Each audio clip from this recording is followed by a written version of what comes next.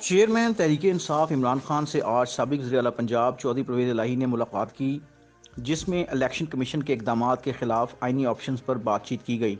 Election commission کے متنازع اقدامات کے خلاف احتجاج کو جاری رکھنے کا فیصلہ بھی کیا گیا۔ اعلیٰ عدلیہ سے رجوع کرنے اور سیاسی آپشنز پر بات چیت کی گئی۔ پنجاب اور خیبر پختونخوا میں الیکشن کی تاریخ نہ آنے پر بھی اظہار تشویش۔ بیوروکریسی کی اکھاڑ پچھاڑ کے معاملات پر ملاقات میں بات چیت ہوئی۔ چودھری پرویز الہی نے آئندہ سیاسی معاملات کے حوالے سے اپنی تجاویز سے آگاہ کیا۔ زمان پارک کے باہر میڈیا سے گفتگو کرتے ہوئے P T I leader Fawad Chaudhry کا کہنا تھا کہ الیکشن کمیشن آف پاکستان کی حیثیت ایک منشی جیسی ہو گئی ہے۔ پاکستان پر مافیاز مسلط ہیں۔ وزیر توانائی کبھی ایک اور کبھی دوسری دکان پر پائے جاتے ہیں۔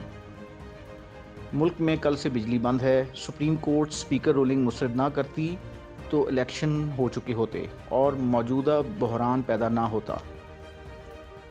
فواد چودھری کا مزید کہنا تھا کہ آج ہم نے الیکشن کمیشن میں درخواست دے دی ہے، جس میں 25 مئی کے سانحہ میں ملوث افسران کو پنجاب میں تعینات نہ کرنے کا کہا گیا ہے۔ ہمارے ایوانوں میں 65% نشستیں خالی ہیں۔ صرف 35% کو بچانے کے لیے دوبارہ انتخابات ہونا ناممکن ہے۔ پارلیمنٹ کے اندر اس وقت 40% نشستیں خالی ہیں۔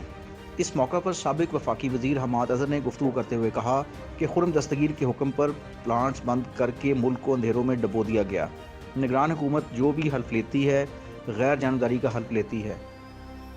جو حلف کی خلاف ورزی کریں گے ہم تب تک گھروں میں نہیں بیٹھیں گے جب تک ان کو مثال نہ بنا دیا جائے۔ جمہوری عمل میں مداخلت کرنے والوں کے خلاف آرٹیکل 6 کا مقدمہ بنائیں گے۔